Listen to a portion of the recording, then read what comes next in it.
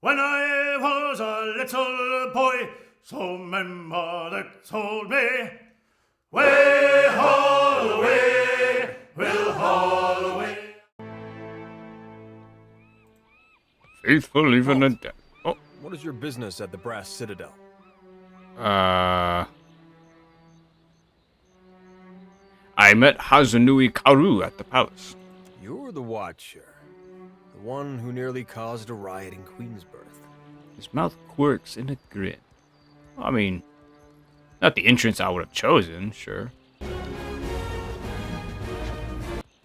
Grand Secretary at Sura wants to meet you. His office is on the lower level of Imperial Command. Up the stairs. Points to the steps. These steps right here. Looks like a tower. Once you're inside, go downstairs through the room on the right. Downstairs to the room on the right. Okay. Leave. No Valiant spies. Where the Imperial Command, I guess. Green islands and blue skies. The locals don't know how good they have it. I guess this is quite different from Rawatai. Rawatai here is a big rocky landscape on an island that's, very hard to access. Maya? Your orders, Captain? Well, you told me you wanted to talk. You're one of Kana's siblings, aren't you? Sure am. And I heard that you two spent some time together. Funny how the gods toss things together. He came back from the Deerwood with his head full of stories about the Ingwithans. Used them to make an argument for our expansion into the north, and by the gods did people ever listen. He lost some of that childish glow, but the weird ideas stayed with him. You clearly had some sway on his opinions, more than I ever did. Wish you had told Kana to give up on the poetry.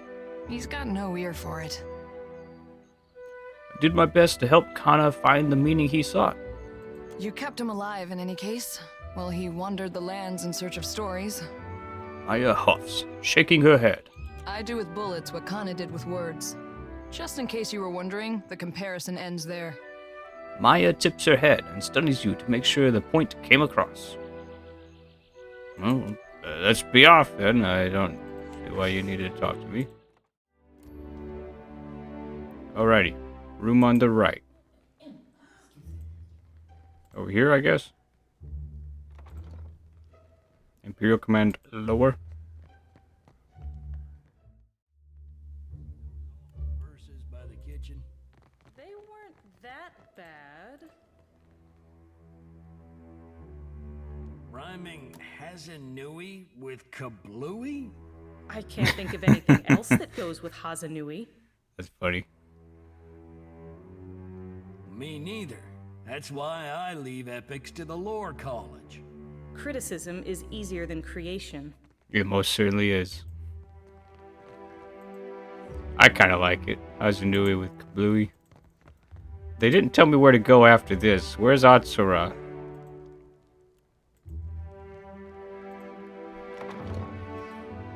There they are. Alrighty. The man behind the desk regards you with attentive, unblinking eyes and a perfectly open expression. His smooth features make it hard to pinpoint his age, though the crinkles at the corners of his eyes suggest he is not especially young. He cocks his head, taking your measure. He pauses before speaking, just a little longer than seems normal. When he finally does, he seizes you by the shoulders and wraps you in an abrupt but warm embrace. The gesture is so sudden and over so quickly that when he steps back and resumes his politely professional manner, it's almost as if it never happened. Watcher Nui, the hero of Hasongo. I'm pleased you've taken me up on my invitation. He gives you a sleek half-smile that reveals a row of perfect pointed teeth. In his careful stare, and the pause before he speaks, you recognize that he's studying you. Nekataka is full of boastful tongues and bold claims, but none have accomplished what you managed at Hasongo. This is the part? No. I do what has to be done, and don't really let much stand in my way. Deadfire could certainly use more people with your gumption. His eyes shine with interest. He blinks, perhaps for the first time since your conversation began. I am Atsura, Grand Secretary of the Royal Deadfire Company. It sounds like a significant title, but he is strangely emotionless. He might as well be describing the color of his clothing. What's your business here? Rawatai has long maintained trade interests in the region. He gives you that unusually placid smile again. While our homeland is rich in saltpeter, the violent climate and rocky soils make it a poor source for most other basic staples. It's my business to look after the mainland's interests here. He spreads his hands wide to include his rather plain, dim office. Who did you cross to get stuck in the basement? He chuckles, sound as smooth as warm oil. The Huana and the Valians decorate their latrines with gilding and coral, and the Principe cling to faded riches. He chops one hand through the air dismissively. I place little value in fancy trappings. Sure liked your cannons, though. Can you blame us? We share the archipelago with unpredictable tribes and a league of pirates, and the Valians have made their hunger known. Leave it to them to observe a substance that occurs nowhere else on Aora, and immediately set about pulverizing it for profit. A ripple of distaste passes over his features.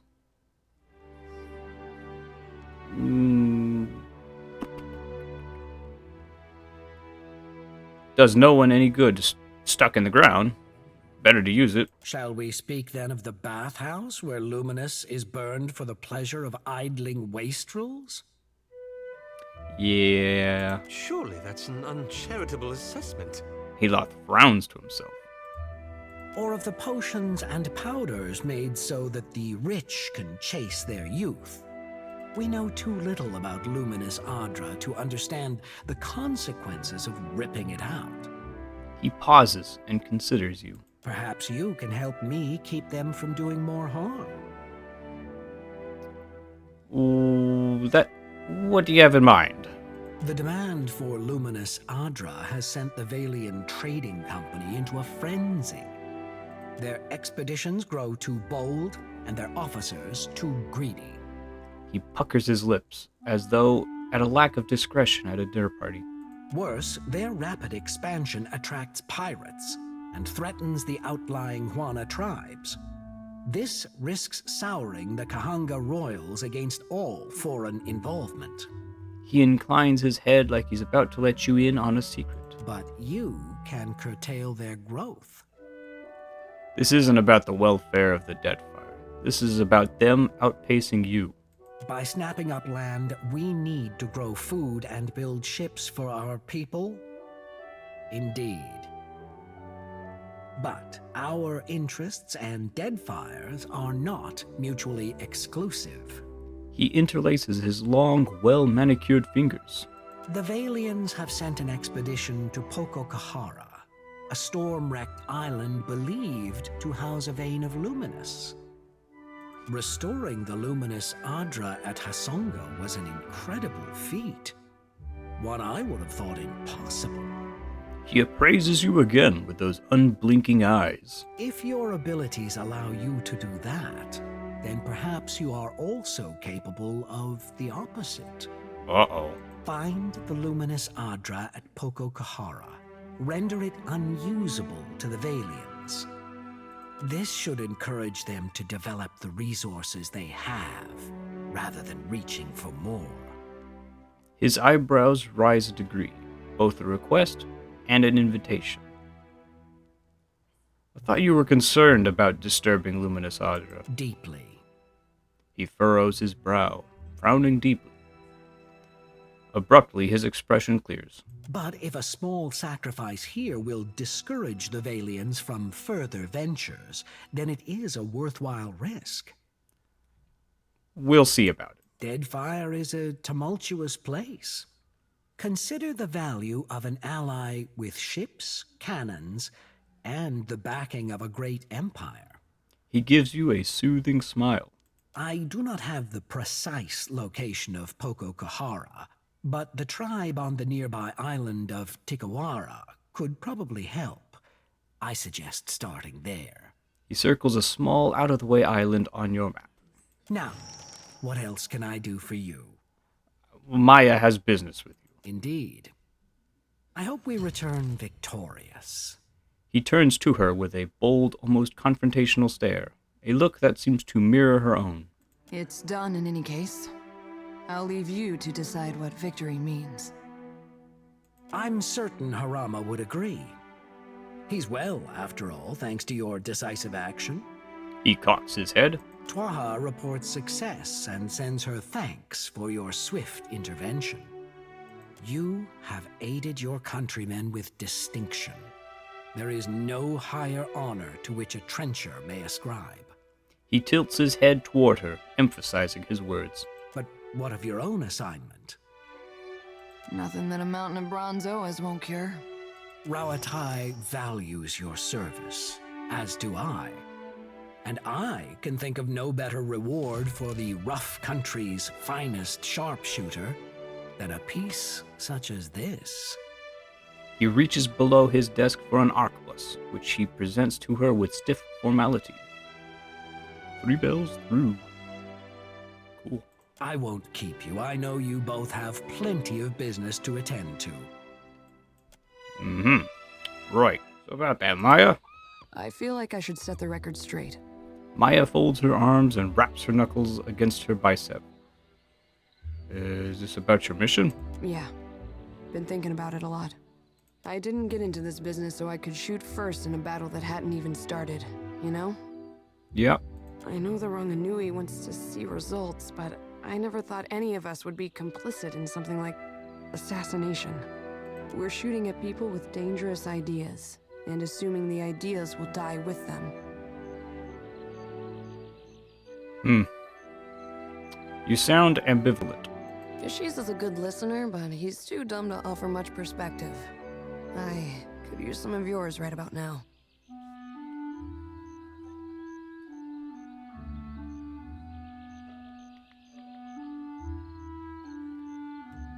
I'm concerned that assassination sets the wrong precedent. You're saying maybe this isn't a memory we want to take home? Or maybe, assassinating isn't always a solution to a problem. Nodding to herself, Maya seems less thoughtful and more resolved. She cracks her neck and rolls her shoulder, letting out a relieved sigh. You could be right. If we let this sort of thing spin out of control, it won't do us any good in the long run. If we go Atsura's way, we had better be sure that killing the right people makes a difference. Damn sure. And if we fall back on what we know, cannons, sieges, occupation, we'd better commit to fighting a moving target. We won't succeed if we don't understand the tribes. And something tells me that we aren't there yet.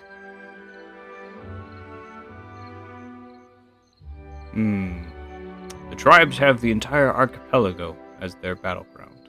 I'm sure the Navy would love to test their might against a challenge, even if Atsura is worried about the cost.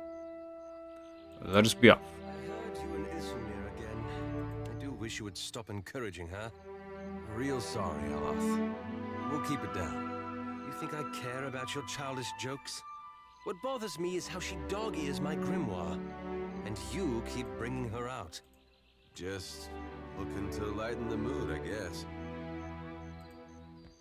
Yeah. Right. So on to Tikawara, they said. Storms of Poko Kohara.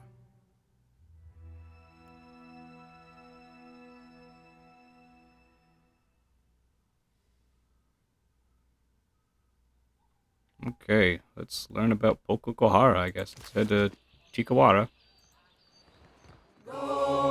That if I did not kiss the girls, my lips would all grow moldy. Way haul away, we'll haul away and go. Tommy, way haul The ship now is rolling. So the only information we got on Poko Kohara so far is from that wharf Vector, which he has no idea. So we need to talk with other people around. The Kehu, or the Keho. The fisherman lowers his head in greeting and wipes his hands on his sarong, which is mottled with fish guts. He doesn't meet your gaze. What can you tell me about Tikawara? The high tide is stingy with fish, and the low tide even more so. He points down the beach to a lonely raft strung with a few scrawny fish. Why are those Lagofoth caged? Himwihi and the other Mataru found them when they explored the island. He looks at the creatures with mingled trepidation and disgust. They bare their teeth in response, flies buzzing around their clouded, gunky eyes and the dull patches on their scales. Said maybe we train them to build. And if the soil and sea are misers here, then we eat them. He shrugs, scratching at his incurved belly. Dare's hand begins to drift slowly towards his weapon. He blinks at your companion impassively, glancing toward the sea with an air of mild impatience. They're just babies, though.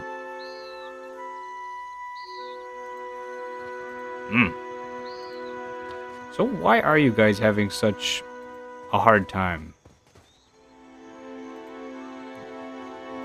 Like, what is wrong here? Because I bet getting on the good side of the Juana here, they'll tell me more secrets.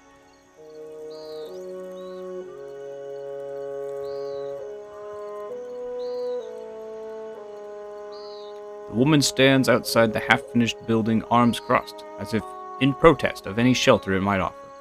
She looks like she's scowled, but the scars on her face make it hard to tell. An outsider in Tikawara? Who are you, stranger? Her hand strays toward a hide belt cinched tightly about her waist. I'm Roland Tolstag, captain of the Defiant. A captain? If you had sailed downwind of the island, you would have moved on, I say. I tell Ranga Ruanu that the stench of Tikawara will drive away friend and outsider alike. Do you smell it? She flares her nostrils and grimaces. Full Lagofoth. Odor suggests young, still hatchlings, and in distress. The words of a skilled hunter. She nods, impressed. There is no food on this barren island that those monsters do not steal. Her scars are like seams, tugging her face into a scowl. Yeah, but how could you say no to those little faces? Always they circle our village looking for weaknesses. She shakes her finger, making an argument she seems to have made many times before. You know, I've had a little baby hatchling Lagofoth once. It was alright. I pushed the cage with the young ones farther toward the beach, but I smell them even here. It's no wonder they come here when the beach smells like a Lagofoth hatchery. Better to keep them under our thumb than sharpening blow darts, I say. A week ago, I tracked the fish to Hoina Ravine, so I challenged the Mataru to a hunting competition. My mother's belt for the brood mother's head. Grinning, she thumbs the hide belt slung across her waist. It is not every day that newcomers land on our beaches. What say you show me how outsiders deal with Lagofoth? Tunk and I don't mind trudging through the hatchery. Hunting tales of our ancestors say the brood will scatter when their fish Ranga is killed. No need to chase the children if you cut the head from the mother. She makes a sweeping motion across her neck. What are you doing with this ship? The Ranga wanted a trading post. She glowers at the strange building, which appears to be part scaffolding and part shipwreck. He said it will bring more Valians like the sweaty dwarf. Then they will bring food and supplies and their sweaty money. He didn't bring much food, did he? A shiver of disgust ripples across her face.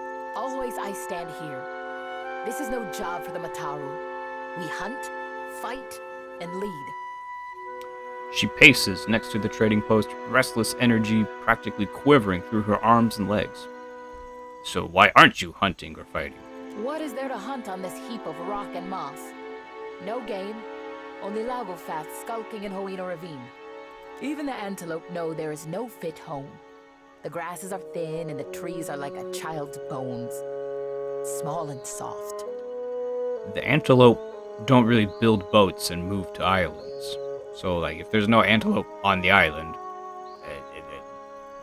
they're not gonna come here magically. Even to build this, we must hike up the mountain for wood. She raps the side of the trading post with her knuckles. Well, I guess I'll see you around.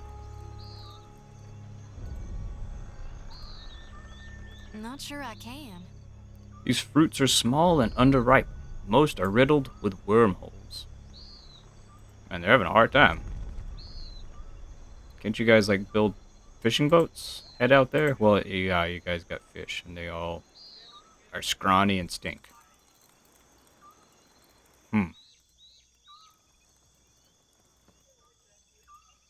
Tamao? Stretching to crack his spine, Tamao favors you with a tired, disinterested glance. I hope you do not come for thanks. My gratitude pouch is as empty as my belly, I say.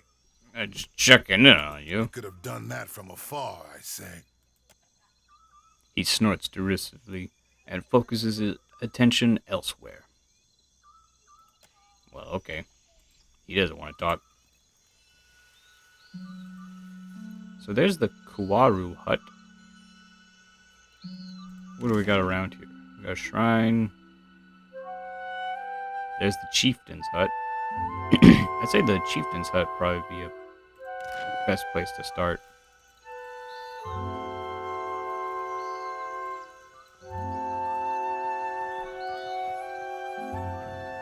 The drum emits a deep, satisfying boom when you strike it. A seasoned Juana woman rests her elbow on the drum like it's the only thing keeping her upright. She pats the hide skin, the percussion no more effortful than a sigh. She opens her eyes as you approach. Greetings, I am Roland Tallstag, captain of the Defiant. One of her eyebrows arches up with an unspoken question. She squints down at the dock and nods toward your boat. She touches her brow with 2 fingers, then she gives the drum a pair of playful taps. Oh, she's mute. That may have been an introduction. What do you do here? Just play the drum? Exaggerating her movements, she shields her eyes and scans the horizon. Then she points off at the distance, kicks her legs up with a youthful glee, and pretends to pound on the drum with wild, enthusiastic beats. Okay. So you are like a lighthouse of sorts, but like a drum. Shrugging, she lets her hand fall to her sides once again. I guess I'll see you about. Or hear you about, probably more like. Oh goodness, I'm getting all kinds of blessings over here. Ranga Ruanu. And Amawa huddles in close conversation with the warriors next to him. He whispers in a low, stern voice.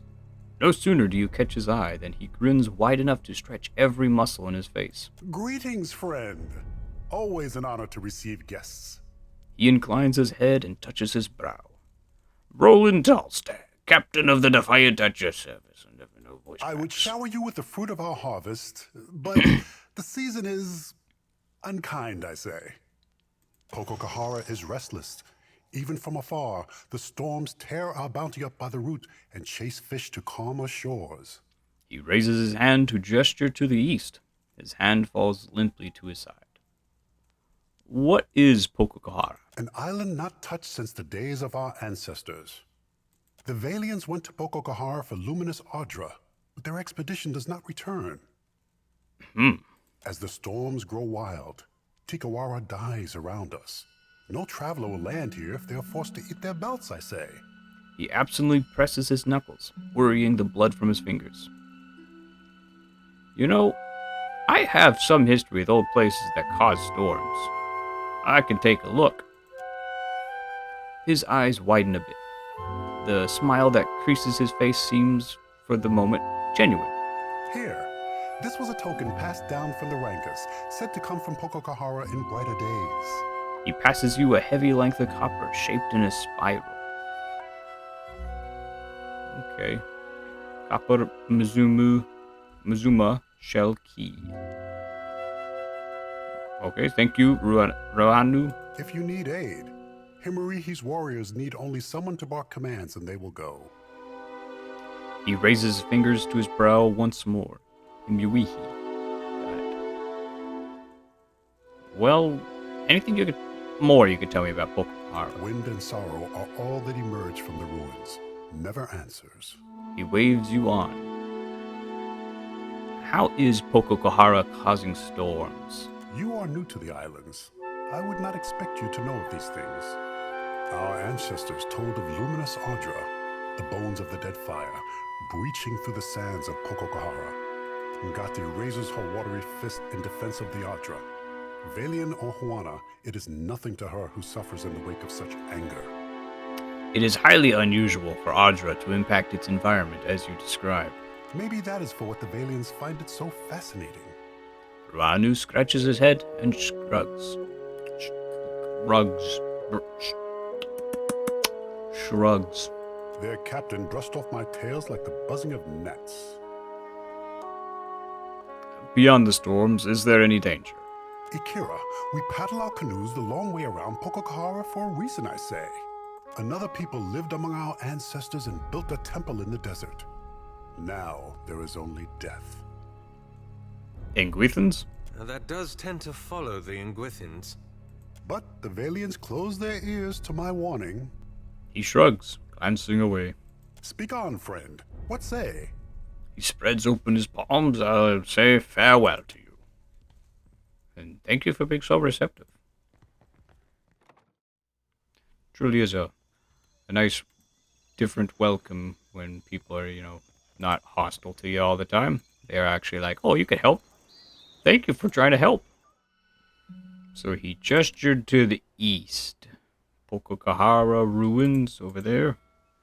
Haul away, we'll haul away and go. Old Gaspin held the Yenwood's crown before the revolution.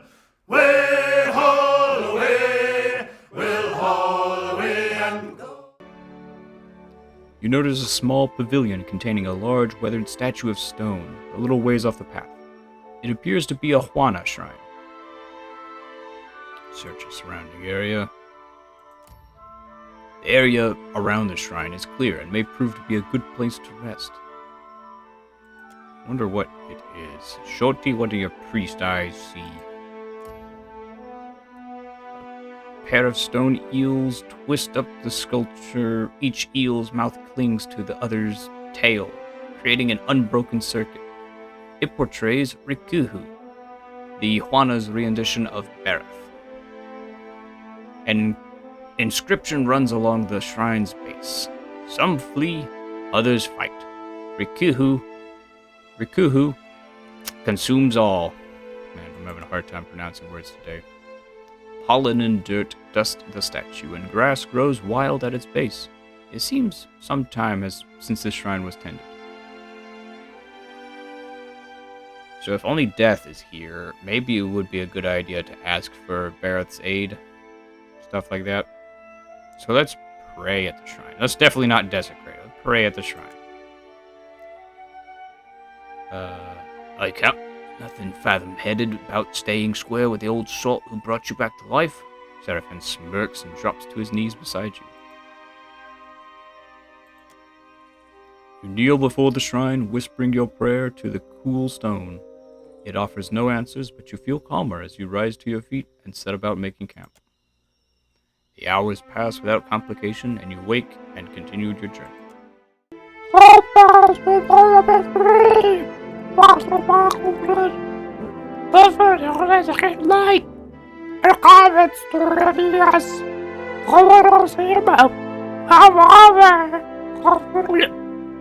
charge you.